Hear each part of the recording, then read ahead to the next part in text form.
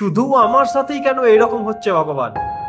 কেউ আপনাকে ছেড়ে যাওয়ার পর আপনার মনে হচ্ছে যে শুধু আপনার সাথেই যেন খারাপ সিচুয়েশনটা হচ্ছে, বা বারবার আপনি যেন প্রেমে বাধা পাচ্ছেন, যে কোনো রিলেশনশিপ আপনি টিকিয়ে রাখতে পারছেন না, রিলেশনশিপ গুলো ভেঙে যাচ্ছে। এটা শুধু আপনার সাথেই হচ্ছে, শুধু আপনিই ঠকছেন।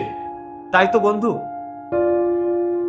এই চিন্তা ভাবনাটা যে মন থেকে ভালোবাসে সেও ভাবে, আর যে নিজের স্বার্থ নিয়ে ভালোবাসে, নিজের কেরিয়ারটাকে আগে প্রায়োরিটি দেয়, তারপরে ভালোবাসার মানুষ তারাও ভাবনা চিন্তা করে সেম ভাবনা চিন্তাটা, যে শুধু খারাপ সিচুয়েশন গুলোই কেন আমার লাইফে আসছে। ভগবানের কাছে ব্লেম করে, ভগবানকে জিজ্ঞাসা করে। সবাই ভগবানের কাছে নিজের নিজের প্রার্থনা নিজের নিজের ভাবে প্রকাশ করে বন্ধু। খারাপ সিচুয়েশন সবার আসে, ভালো মানুষেরও আসে, খারাপ মানুষেরও আসে। কে প্রার্থনা করে ফল পাচ্ছে, আর কে শুধু প্রার্থনা করছে। প্রার্থনাটাকে কি রকম ভাবে করতে হয় আমরা কেউ জানি না। আমরা দু একদিন কষ্ট থেকে ভগবানের কাছে আবদার করি, ভগবানের কাছে দুঃখ জানাই, ভগবানের কাছে কমপ্লেন জানাই, কিন্তু কোনো কিছু পাওয়ার জন্য যখন চেষ্টা করি, 1 মাস করার পর সেই জিনিসটার উপর আমাদের ভরসা উঠে যায়। নিজের উপর ভরসা রাখুন, নিজের উপর ভরসা রাখতে হবে। নিজে পারবো এটা ভরসা রাখতে হবে, নিজেকে ভালোবাসবো এই ভরসাটাও রাখতে হবে, নিজেকে যত্ন করব। আপনি যদি এই সব কাজগুলো নিজেকে করতে পারেন, আপনি আর একটা মানুষকেও করতে পারবেন। আপনি পড়াশোনা করে কত টাকা ইনকাম করলেন, দিয়ে জীবনে কি রকম সাকসেস পেলেন, তারপর আপনার সাংসারিক লাইফ, আপনার লাইফ পার্টনার কেমন হলো, সেটা সবারই চিন্তা ভাবনা থাকে।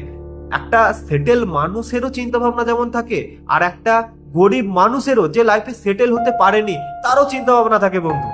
তারাও লাইফ পার্টনার পায়, দুজনেই লাইফ পার্টনার পায়, দুজনেরই সংসার হয় বন্ধু। একটা ধনী মানুষেরই যে লাইফ পার্টনার তাকে সুখে রাখবে, সেটা তো কোনো কথা নয় বন্ধু। একটা গরিব মানুষের লাইফ পার্টনার যে তাকে কষ্টে রাখবে, সেটাও কোনো কথা না বন্ধু। আপনার কপালে কে আছে সেটা আপনি নিজে কোনোদিন জানতে পারবেন না, আর এটা আমরা যদি জেনে যাই, বাস্তুতন্ত্রের পক্ষে ক্ষতি বন্ধু। আমরা এখনকার দিনের মানুষরা কি করি, এগুলো জানার জন্য আমাদের ভবিষ্যতে কি চলছে, ভবিষ্যতে কি হতে পারে, আমাদের লাইফ পার্টনার কে হতে পারে, সেই সব জানার জন্য আমরা জ্যোতিষীর কাছে যাই, তান্ত্রিকের কাছে যাই, মোল্লার কাছে যাই, ফকিরের কাছে যাই, যাই তো আমাদের লাইফে কি হবে সেটাকে ডায়াগনিস্ট করার চেষ্টা করি। গ্রহ নক্ষত্র আছে, ইউনিভার্স আছে বন্ধু, কিন্তু এতটাও অন্ধভক্তি দেখাবেন না।